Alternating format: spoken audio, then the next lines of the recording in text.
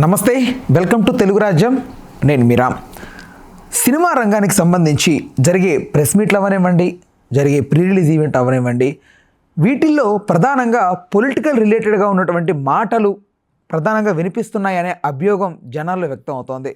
మెయిన్గా సినీ రంగంలో కూడా ఇదే వ్యతిరేకత వ్యక్తం అవుతుంది. మెయిన్గా నిన్న హరిహర వీరమల్లుకు సంబంధించినటువంటి ప్రీ రిలీజ్ ఈవెంట్లో రాజకీయాలకు సంబంధించినటువంటి కొన్ని విషయాల గురించి ఆ స్టేజ్ మీద ప్రస్తావించడాన్ని పూర్తిగా వ్యతిరేకిస్తున్నారు.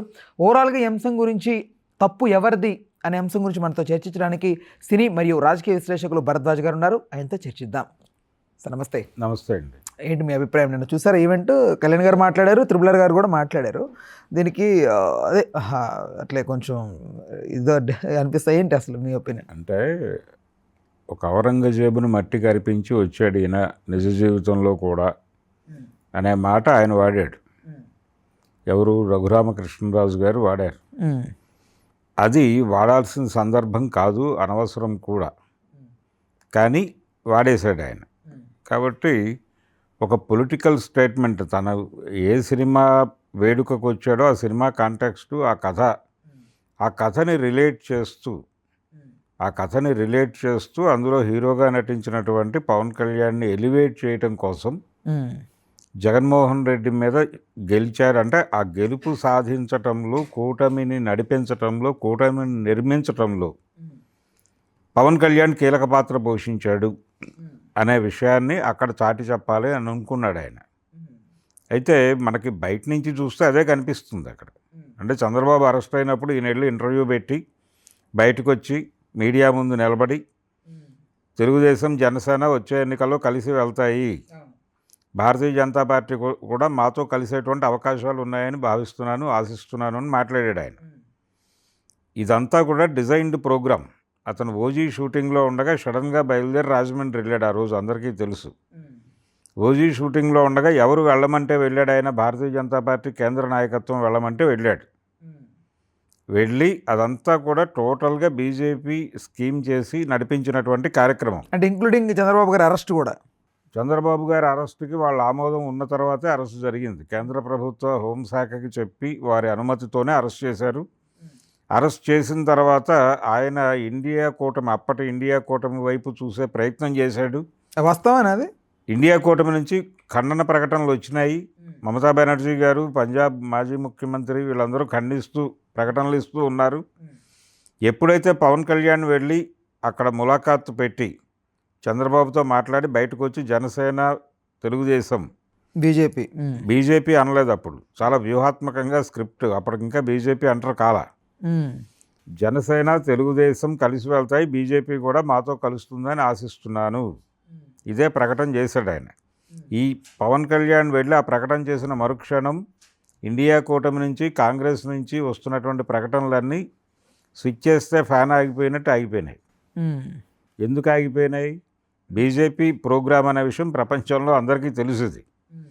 కాబట్టి భారతీయ జనతా పార్టీ ఏమి కబురు పెట్టింది పవన్ కళ్యాణ్ ద్వారా ఆయనకి అంటే, దయచేసి మీరు ఆ విండో క్లోజ్ చేయకండి, మీ అరెస్ట్ వారికి తెలిసి జరిగినప్పటికీ మీరు ఆ విండో క్లోజ్ చేయొద్దు, మీకు ఏదైనా మంచి జరిగితే అక్కడి నుంచే జరుగుతుంది, కాబట్టి తొందరపడి ఆ విండో క్లోజ్ చేయకుండా తెరిచే ఉంచండి, వెంటిలేషన్ బాగుంటుంది అని చెప్పి బయటకు వచ్చి చెప్పి మీడియాకి మళ్ళీ వెళ్ళిపోయి ఆయన షూటింగ్లో కూర్చున్నాడు పవన్ కళ్యాణ్. కాబట్టి పవన్ కళ్యాణ్ ఔరంగజేబుని ఏదో చేశాడని కాదు, ఔరంగజేబుని ఏం చేయాలి అన్నా, ఏం చేసినా అదంతా ఢిల్లీ నుంచి జరిగినటువంటి కార్యక్రమమే. కాబట్టి పవన్ కళ్యాణ్ జస్ట్ ఒక ఉపకరణం మాత్రమే, అంటే ఒక పరికరం మాత్రమే. ఒక పట్కారో స్క్రూ డ్రైవరో పట్టుకుని ఏదైనా పని చేస్తారు ఎవరైనా, ఒక టూల్. అలా భారతీయ జనతా పార్టీ చేతిలో ఒక టూల్ ఆయన. ఆ టూల్ని పట్టుకొచ్చి ఔరంగజేబు మీద విజయం సాధించిన యోధుడిలాగా మాట్లాడేశాడు నిన్న ఆయన. అది చాలా విచిత్రం. అంటే అంత మొయ్యాల్సిన అవసరం ఎందుకుంది? నువ్వు కావాలంటే ఆయన పర్సనల్గా మహానటుడు, వీరనటుడు అని పొగుడు అక్కడ, అంతే తప్ప మొన్న ఎన్నికల్లో ఈ విజయం, ఈయన సాధించిన విజయం అన్న ధోరణిలో ప్రొజెక్ట్ చేయాల్సిన అవసరం లేదు. అనవసరంగా రాజకీయం మాట్లాడాడు. అంటే పొలిటికల్ వ్యవహారాలు సినిమా వేదికల మీద మాట్లాడటం సబబా కాదా అనే చర్చకు వస్తే ఎక్కడైనా ఏదైనా మాట్లాడే స్వేచ్ఛ ఉంది ఎవరికైనా. రఘురామకృష్ణరాజు గారు రాజకీయాలు మాట్లాడకూడదు అని నేను అంటలేదు. మాట్లాడాల్సిన చోటు అది కాదు. ఎక్కడైనా మాట్లాడచ్చు, అక్కడైనా మాట్లాడచ్చు రాజకీయాలు. అంటే చాలా ప్రధానంగా అది జనాల్లోకి వెడుతుంది. ఆయన అభిమానులు ఉన్నారు, ఆయన ఉన్నాడు కాబట్టి ఆయన పొగడాలనుకున్నాడు. ఈయన పొగుడు, తప్పేం లేదు. ఆయన రాజకీయాలను పొగుడు, ఆయన గొప్పతనాన్ని పొగుడు, ఆయన సిద్ధాంతాలు పొగుడు. అంతే తప్ప మొన్న ఎన్నికల్లో ఈయనే జగన్మోహన్ రెడ్డిని కుప్పకూల్చిన వీరుడు అని చెప్పాల్సిన అవసరం లేదు కదా. అది రాంగ్ స్టేట్మెంట్. రాంగ్ స్టేట్మెంట్ ఇచ్చాడనేది మాత్రమే నా విమర్శ. ఆయన విమర్శించడం తప్పని నేను అనటం లేదు. ఆయన అక్కడికి వచ్చి జగన్మోహన్ రెడ్డి మీద సెటైర్ వేయటం అనేది తప్పని నేను అనటం లేదు, కానీ అది తప్పు. ఆయన మాట్లాడింది తప్పు. పవన్ కళ్యాణ్ ఒక్కడే ఏమీ చేయలేదు అక్కడ. Bharatiya Janata party public mood ప్రకారం ఎవరితో ప్రయాణించాలి అని ఒక బేరీజు వేసుకుని చంద్రబాబును బయటకు తీసుకొచ్చి అతన్ని ముందు పెట్టి ఎన్నికల కార్యక్రమం నడిపి అతన్ని తన కంట్రోల్లో పెట్టుకుంది. ఇప్పుడు కూడా ఆయన కంట్రోల్లోనే ఉన్నాడు. ఆ విషయం ఆయన మొన్న ఫిక్కీ మీటింగ్లోనూ చెప్పుకున్నాడు. ఇతరత్రా కూడా ఆయన రెగ్యులర్గా ఇప్పుడు ఈ సినిమాకి సంబంధించి కూడా ఇప్పుడు ఈ సినిమా నిర్మాతకి ఎఫ్డీసీ పోస్ట్ ఇచ్చే అవకాశం ఉంది అని అనుకోవడం కాదు, ఇస్తారు అని పవన్ కళ్యాణ్ గారు వేదిక మీదే ప్రకటించేశాడు. ఏం రత్నం గారే కాబోతున్నటువంటి ఎఫ్డీసీ చైర్మన్ అని చెప్పాడు. దిల్ రాజు కాదనా? దిల్ రాజు ఇక్కడ తెలంగాణకి. ఓకే, మర్చిపోయి ఆంధ్రప్రదేశ్. ఓకే, ఆయన ఆంధ్రప్రదేశ్కి ఆయన్ని చేయబోతున్నాం. ఆల్రెడీ చంద్రబాబుకు చెప్పాను నేను, ఆయన అంగీకరించే ఛాన్సెస్ ఉన్నాయి, రేపు ఎల్లుండే జీవో వస్తుందని చెప్పాడు ఆయన. అంటే సినీ రంగం ఇంకా ఆంధ్రప్రదేశ్లో ఫుల్ ఫ్లెడ్జ్డ్గా వెళ్ళిందా లేదా అన్నది కాదు, అక్కడ కూడా సినిమా పరిశ్రమకు సంబంధించినటువంటి ఒక శాఖ ఉంది. కందులు దుర్గేష్ గారు దానికి మంత్రిగా ఉన్నారు, సినిమాటోగ్రఫీ మంత్రిగా.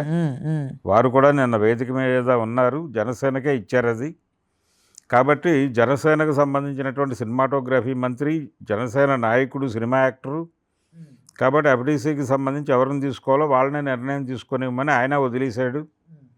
సో గతంలో పోసాని కృష్ణమురళి చేసినటువంటి పదవి అది ఇప్పుడు తెలుగుదేశం హయాంలో రత్నం గారి చేతుల్లోకి వస్తోంది అనేది పూర్తి క్లారిటీ ఉంది. అది కూడా వేదిక మీద చెప్పేశారు వాళ్ళు. సో ఇంత రాజకీయం నడుస్తోంది. దీని పట్ల ఎవరికి ఏ రకమైనటువంటి అభ్యంతరాలు ఉండాలని నేను అనుకోవడం లేదు. మాట్లాడే హక్కు ఉంది మీకు, మాట్లాడారు ఓకే, కానీ మాట్లాడింది అవాస్తవము. ఆ మాట్లాడిన మాటల మీద నేను విమర్శిస్తున్నాను. రఘురామకృష్ణరాజు మాట్లాడిన మాటలు ఆయనకి నిజం అని అనిపిస్తోందేమో కానీ, దాన్ని నిజమని ప్రపంచాన్ని నమ్మించే ప్రయత్నం చేస్తున్నాడేమో కానీ, పవన్ కళ్యాణ్ చంద్రబాబు నాయుడిని బీజేపీని కలిపి జగన్మోహన్ రెడ్డిని ఓడించాడు అనేటువంటి నేరేటివ్ కల్పించడం కోసం ఇష్యూ చేసినటువంటి ప్రకటన అది తప్పు. మొత్తం ఆడేది మొత్తం లీలామానుష విగ్రహం అక్కడ ఉంది ఢిల్లీలో.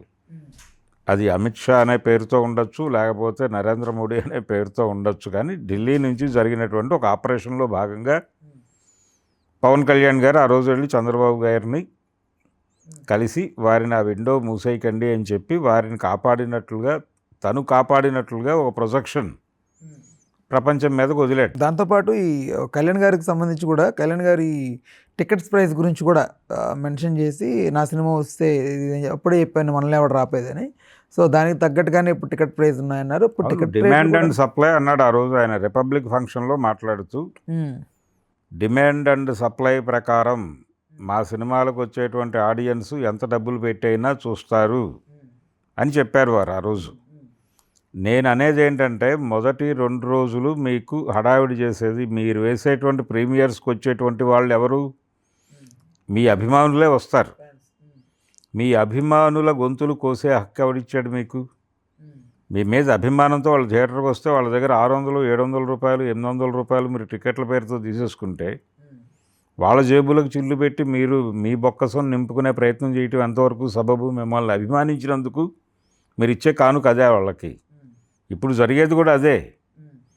ఇప్పుడు హరిహర వీరమల్లు బుకింగ్లు ఓపెన్ అయినా జనాలు ఎగబడుతున్న వాళ్ళందరూ ఆయన అభిమానులే. ఆయన అభిమానులకు ఆయన చూడాలనే కోరిక ఉండొచ్చు, ఎంత డబ్బులైనా పెట్టి టికెట్లు కొనుక్కోవచ్చు కూడా. గతంలో కూడా బ్లాక్ టికెట్లు భారీ ఎత్తునే కొనుక్కునేవాళ్ళు. ఇప్పుడు బ్లాక్ జిఎస్టీ కట్టి ప్రభుత్వమే నడుపుతోంది. ఈ పరిస్థితి ఎందుకు వచ్చింది అనేది ఒక ప్రశ్న. రెండోది, ఈ టికెట్లు కొనే అభిమానుల్ని, మీ అభిమానుల్ని మీరే, అంటే ఏదో పాము తన గుడ్లను తానే తినేసినట్టు మీ అభిమానులు మీరే తినేస్తే అలాగా ఇది ప్రశ్న. అందుకని టికెట్ల రేట్లు పెంచటం అనేది, థియేటర్ ఆల్రెడీ ఇప్పుడు సాధారణ ప్రేక్షకుడు థియేటర్కి వెళ్ళటానికి భయపడుతున్నాడు. ఎంత పెద్ద హీరో సినిమా అయినా సరే షో పడిన గంటన్నర తర్వాత ఎక్కడో చోట ఏదో ఒక ఇంటర్నెట్ ప్లాట్ఫామ్లో అవైలబుల్గా ఉంటుంది కంటెంట్. రేపు హరిహర వీరమల్లు కూడా అలాగే అవైలబిలిటీలోకి వస్తుంది. వచ్చినప్పుడు డౌన్లోడ్ చేసి సరదాగా ఫోన్లో చూసుకుందాం అనుకుంటున్నారు, కానీ ఎవరు థియేటర్కి వెళ్ళాలని అనుకోవడం లేదు. ఈ కండిషన్లో మీరు టికెట్ల రేట్లు పెంచుకుని సింగిల్ స్క్రీన్స్ తగ్గిపోయినాయి మొత్తం అన్ని ఊళ్ళల్లోనూ. సినిమా చూడాలంటే చచ్చినట్టు మల్టీప్లెక్స్లకు వెళ్ళక మార్గం లేదు. మల్టీప్లెక్స్లు ఒకటే మార్గం. మల్టీప్లెక్స్లో టికెట్ల రేట్లు పెంచారు మీరు, లోపల స్నాక్స్ రేట్లు భారీగా ఉంటాయి. 800 పెట్టి టికెట్ కొని, 900 పెట్టి పాప్కార్న్ కొని, 80 రూపాయల నుంచి 100 రూపాయలు పెట్టి వాటర్ కొనుక్కుని ఏమైపోవాలి జనాలు. అందుకని ఈ టికెట్ ప్రైస్ హైకు, ఈ గొడవలు వెనకాల వాళ్ళు దాన్ని గంభీరంగా చెప్పుకున్నారు, కానీ కంపారిటివ్గా తక్కువ చేశాం మేమని చెప్పుకున్నారు. ఇతర హీరోల సినిమాలతో పోలిస్తే మా సినిమాలకు తక్కువే చేసుకున్నాం మేము. తెలంగాణలో ప్రీమియర్స్ లేవని కదా ఆ మధ్య మాట్లాడింది. సార్ పుష్పకి 1000 రూపాయల దాకా వెళ్ళింది కదా సార్. పుష్పకి వెళ్ళింది, మేమంత వెళ్ళలేదు కదా అంటాడు. అదే మేమంత వెళ్ళలేదు కదా అనే చెప్తున్నాడు. ఎంతో కొంత వెళ్ళారు కదా. మీ అభిమానులకు తక్కువకి టికెట్లు అమ్మండి, వాళ్ళందరూ సినిమా చూసేలాగా చేయండి. ఎందుకు మీరు రేట్లు పెంచి వాళ్ళని కోసుకు తినేయాలనుకుంటున్నారు సార్? సినిమా బాగలేకపోతే నిర్దాక్షిణ్యంగా కఠినంగా సినిమాని ఎక్కడికో అధపాతాలను తొక్కేసే సినిమా అభిమానులు అయినా ఇప్పుడు ఆ వాళ్ళ కోసం ఈ ఈ ధర్మ త్యాగాలు ఎందుకు అనిపిస్తుంది నాకు. ఎందుకు చేయాలి? ఎవరు త్యాగం చేయాలి? సినిమా వాళ్ళైనా సినిమా తీసిన తర్వాత ఎందుకు త్యాగం చేయాలి? ఇప్పుడు సినిమా నచ్చకపోతే ఎవడో 100 రూపాయలు ఇచ్చి చూడాలనుకోడు కదా, ఖచ్చితంగా చంపేస్తాడు. జనాలు ఎందుకు రావట్లేదు థియేటర్లకి? సార్ రీరిలీజులు పెట్టుకోండి, మరి థియేటర్కి ఎందుకు రావడం లేదు జనాలు థియేటర్కి?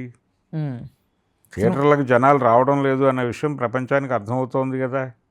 ఈ మధ్యకాలంలో రీరిలీజులు పెట్టుకొని మరి వెళ్తున్నారు కదా సార్ థియేటర్. రీరిలీజులు అనేవి పెట్టి అక్కడ కూడా అభిమానులే వెళ్తున్నారు, అక్కడ కూడా అభిమానులనే కోసుకు తింటున్నారు.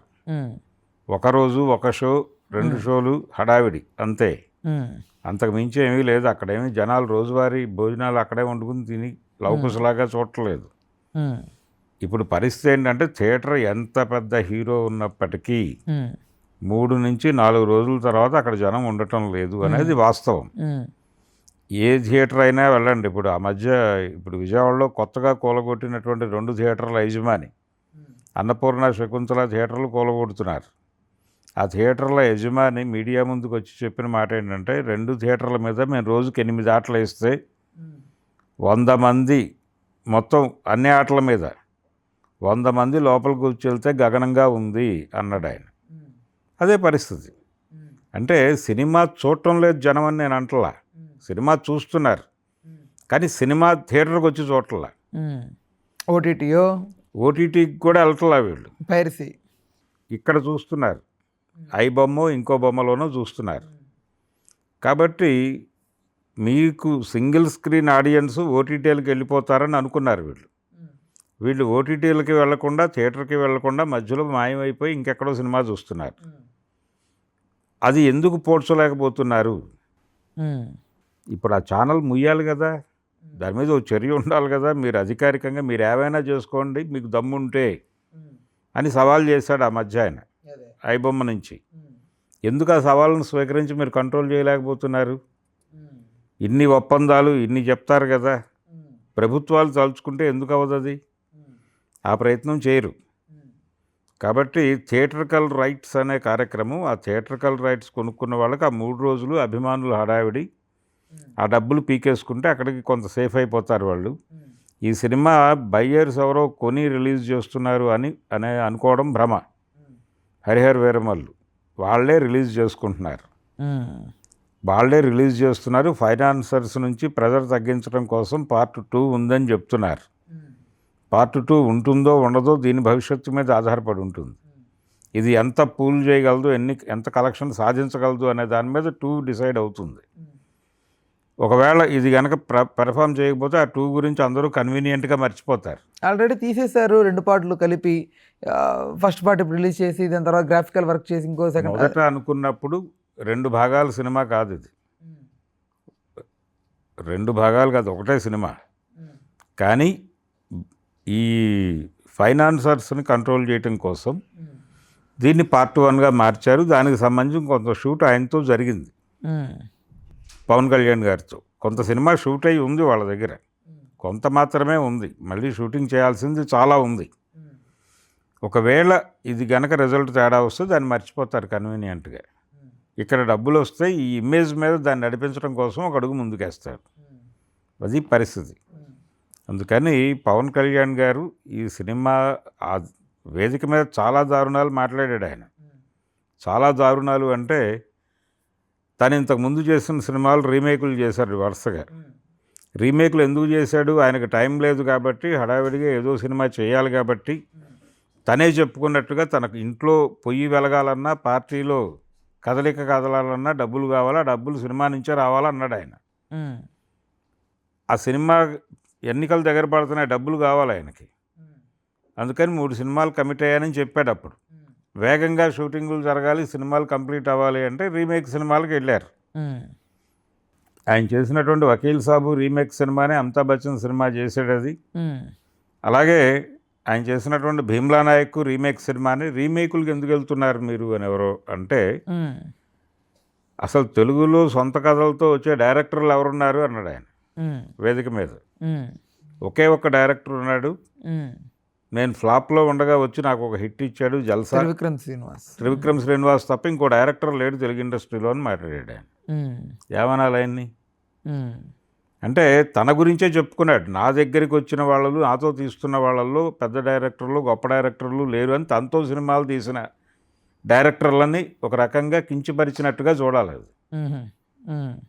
అంటే ఇప్పుడు భీమ్లా నాయక్ డైరెక్ట్ చేసినటువంటి వ్యక్తి కావచ్చు, లేకపోతే వకీల్ సాబ్ డైరెక్ట్ చేసినటువంటి వ్యక్తి కావచ్చు, ఆ డైరెక్టర్లను కించపరిచినట్టుగా ఈ ప్రకటన నుంచి. అలాగే గబ్బర్ సింగ్ అనేటువంటి ఒక అద్భుతమైన విజయాన్ని, తనకు చాలా గ్యాప్ తర్వాత వచ్చినటువంటి హిట్ అది. అది కూడా రీమేక్. అది రీమేకే. అంటే ఒక దశలో రీమేకులు నడిచినాయి, అందరూ చేశారు. రీమేకులు చేయనివాడు ఎవడూ లేడు. ఎందుకు చేశారు రీమేకులు అంటే ప్రూవ్డ్ సబ్జెక్ట్ కాబట్టి చేస్తే డబ్బులు వస్తాయని చేశారు. కానీ ఇప్పుడు రీమేకులు కుదరదు. ఎందుకు కుదరదు అంటే ఇంటర్నెట్ ప్లాట్ఫామ్లో ఒరిజినల్ సినిమా కంటెంట్ దొరుకుతుంది. ఒక సినిమా ప్రకటించారు, ఇప్పుడు భీమ్లా నాయక్ ప్రకటించారు, ఫలానా మలయాళం సినిమా రీమేక్ అనగానే వెంటనే జనాలు ఆ సినిమా చూసేశారు.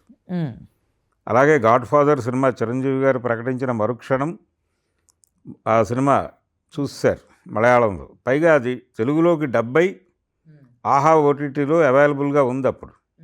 దాంతో తెలుగులోనే ఆ సినిమా చూశారు, కంపారిజన్ వచ్చేసింది. ఎప్పుడైతే కంపారిజన్ వచ్చిందో, ఇప్పుడు ఎన్టీ రామారావు గారి రోజుల్లో ఆయన ఏ సినిమా అనేక రీమేకులు చేశాడు ఆయన. ఆ రోజుల్లో ఆయన అనౌన్స్ చేసినటువంటి రీమేక్ సినిమా చూడాలంటే ఆ ప్రింట్ దొరకాలి ఎక్కడైనా. సాధారణ ప్రేక్షకుడు ప్రింట్ కోసం వెతుకులాడాడు కదా, ఈ సినిమా కోసమే ఎదురు చూస్తాడు. ఇప్పుడు అవసరం లేదు, ఫోన్లో అవతలాడు బలానా సినిమా అనగానే ఫోన్లో 2 నిమిషాల్లో దొరుకుతుంది. అది డౌన్లోడ్ చేసి చూసి కంపారిజన్, ఫస్ట్ లుక్ నుంచి రివ్యూలు పెట్టేస్తున్నారు. ఈ పరిస్థితి నుంచి బయటపడటం కోసం రీమేకులు ఇప్పుడు సేఫ్ కాదు అని ఎవరు రీమేకుల జోలికి వెళ్ళటం లేదు. ప్రతి డైరెక్టరు వాళ్ళ కథ ఏదో వాళ్ళు రాసుకుంటున్నారు, వాళ్ళ చెప్పలాళ్ళు పడుతున్నారు. ఇది మంచిదే. ఇలా మారిపోయిన తర్వాత కూడా నువ్వు రీమేకులు చేసి దెబ్బలు తిని డైరెక్టర్ల మీద దాడి చేస్తే ఎలాగా? డైరెక్టర్లు కథలు మన దగ్గర మంచి డైరెక్టర్లే లేరు అని మాట్లాడేశాడు ఆయన వేదిక మీద. అలా ఎలా మాట్లాడతాడు ఆయన? పోనీ తనతో తీసిన సినిమాలు తీసినటువంటి డైరెక్టర్లను కూడా కించపరిచినట్టు కదా అది. అంత వేగ్గా ఎలా స్వీపింగ్ కామెంట్ విసురుతాడు ఆయన? అందుకని పవన్ కళ్యాణ్ గారు ఓకే చెప్పకుండా సినిమా చేయరుగా వాళ్ళు. భీమ్లా నాయక్ కావచ్చు, వకీల్ సాబ్ కావచ్చు, ఈయన ఓకే చేసిన తర్వాతే సెట్స్ మీదకి వెళ్తుంది. కానీ ఈయన బలవంతంగా లాక్కెళ్ళి సినిమా చేయించుకోరు కదా. ఈయన నాట్ ఓకే అని ఆ రోజు ఎందుకు చెప్పలేదు? ఈరోజు లేచిన నోరు ఆ రోజు ఎందుకు లేవలేదు? మీకు ఇష్టమైతేనేమో రీమేక్. ఇప్పుడు యాక్చువల్గా రత్నం గారికి డేట్స్ ఇచ్చింది వేదాళం సినిమా రీమేక్ కోసం. అది వద్దు అని కృష్ణ గారు చెప్పిన లైన్ బాగుందని చెప్పి హరిహర వీరమల్లు వైపు టర్న్ అయ్యామని 100 సార్లు చెప్పాడు ఆయన రత్నం గారు. అంటే మీకు ఈ సినిమా కూడా రీమేక్ కథతోనే మొదలైంది ప్రయాణం. మీరు రీమేకులు తప్ప మన డైరెక్టర్ల దగ్గర కథలు లేవని మాట్లాడుతున్నారు. మీరు పొలిటికల్ ఏరియాలో ఉన్నారు, మీరు బిజీగా ఉన్నారు. మీతో సినిమా తీయాలంటే ఏదో ఒక ప్రూవ్డ్ సబ్జెక్టుతో సినిమా తీసేస్తే కొంత వర్కౌట్ అవుతుంది అని వాళ్ళు అనుకుంటున్నారు. సినిమాల్లో నటించకపోతే నేను నా ఇంట్లో పొయ్యి వెలగదు, నా పార్టీలో దీపం వెలగదు అని మీరు మాట్లాడుతున్నారు. మీకోసం వాళ్ళు సినిమాలు తీస్తున్నారా, లేదు వాళ్ళ కోసం మీరు నటిస్తున్నారా? అంటే ఏం చెప్తాడు ఆయన? పైగా నేను చిన్న నటుడిని, నాకంటే ఎక్కువ డబ్బులు తీసుకునే హీరోలు ఉన్నారు, ఎక్కువ డబ్బులు కలెక్ట్ చేసే హీరోలు ఉన్నారు అని హంబుల్గా ఉన్నట్టుగా ఒక అభినయము, ఆ అభినయంతో కూడిన ప్రకటన. ఇంత డ్రామా నడిపాడు ఆయన నిన్నంతా ఇక్కడ కూర్చుని. కాబట్టి ఈ నటన ఆయన సినిమాలో పెర్ఫామ్ చేస్తే జనం చూసి ఎంటర్టైన్ అవుతారు. నిన్న ఆయన ప్రెస్ మీట్లో మాట్లాడిన మాటలు కానీ, వేదిక మీద మాట్లాడిన మాటలు కానీ అవి మొత్తం కూడా గందరగోళముగా మాత్రమే నడిచినాయి, అంతకుమించి ఏమీ లేదు. అందులో ఔరంగజేబు గురించి, పైగా మొఘల్ చరిత్ర గురించి ఎందుకంత గొప్పగా రాస్తున్నారు టెక్స్ట్ బుక్కుల్లో, అదంతా తీసేయాలన్నాడు ఆయన నిన్న ఫంక్షన్లో. సరే, టెక్స్ట్ బుక్కుల సంస్కరణ కార్యక్రమం ఆల్రెడీ భారతీయ జనతా పార్టీ మొదలుపెట్టింది. మీరు కొత్తగా చెప్పక్కర్లేదు. పవన్ కళ్యాణ్ గారు చెప్పేదాకా వాళ్ళు ఆగేటట్టు కూడా లేరు. వాళ్ళు ఆల్రెడీ మొదలుపెట్టారు. పాఠ్య గ్రంథాలలో ఉన్నటువంటి పాత లెసన్స్ అన్నీ తీసేసి కొత్త లెసన్స్ పెడుతున్నారు. నిజానికి పాత లెసన్స్లో కూడా ఔరంగజేబుని గొప్పోడుగా ఎక్కడా లేదు టెక్స్ట్ బుక్కుల్లో. ఔరంగజేబు దుర్మార్గుడనే మనకుంది. పైగా ఔరంగజేబుతో చాలామందిని పోల్చి మాట్లాడిన చరిత్ర ఉంది మనకి.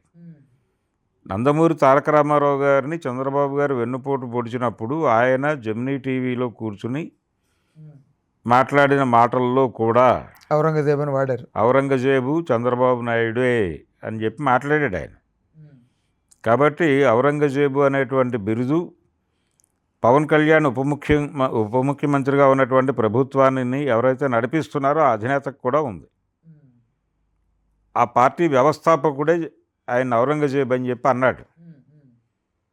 అయితే ఒరిజినల్గా చారిత్రకంగా చూస్తే ఔరంగజేబు దుర్మార్గుడా కాదా అంటే ఒక రాజు ఎలా వ్యవహరించాలో అలాగే వ్యవహరించాడు ఆయన. అంతకుమించి ప్రత్యేకంగా హిందువులకు వ్యతిరేకంగా ఉండాలి, హిందువులందరినీ ఏదో చెయ్యాలి అనే ప్రోగ్రాంలో లేడు ఆయన. దక్షిణ భారతదేశాన్ని తన కంట్రోల్లోకి తెచ్చుకోవడం కోసం కష్టపడ్డాడు ఆయన. ఆ కష్టపడే క్రమంలో ఇక్కడే చచ్చిపోయాడు, దక్కన్లోనే చచ్చిపోయాడు ఆయన. ఢిల్లీలో చావలేదు ఆయన, దక్కన్లోనే చనిపోయాడు. ఆయన సమాధి కూడా అక్కడే ఉంది. కాబట్టి మహారాష్ట్రలో ఉంది సమాధి, మహారాష్ట్ర పరిసరాల్లో సమాధి ఉంది, అక్కడే చచ్చిపోయాడు ఆయన. కాబట్టి ఔరంగజేబుని ఒక పెద్ద విలన్గాను, శివాజీని హీరోగాను ఒక నేరేటివ్ని బిల్డ్ చేసి ఆ నేరేటివ్ని నిజమని ప్రజలు నమ్మేలాగా నడిపించడం అనే ప్రోగ్రాం ఎలాగూ భారతీయ జనతా పార్టీ, ఆర్ఎస్ఎస్ అవి చేస్తున్నాయి. దాన్ని ఈయన కూడా భుజాన్ని వేసేసుకుని నిన్న ఆ ప్రోగ్రాం అంతా మాట్లాడేశాడు. ఇదొక గందరగోళం. ఇలా 100 గందరగోళాల మధ్య జరిగింది ఆ కార్యక్రమం, హరిహర వీరమల్లు అనేటువంటి కార్యక్రమం.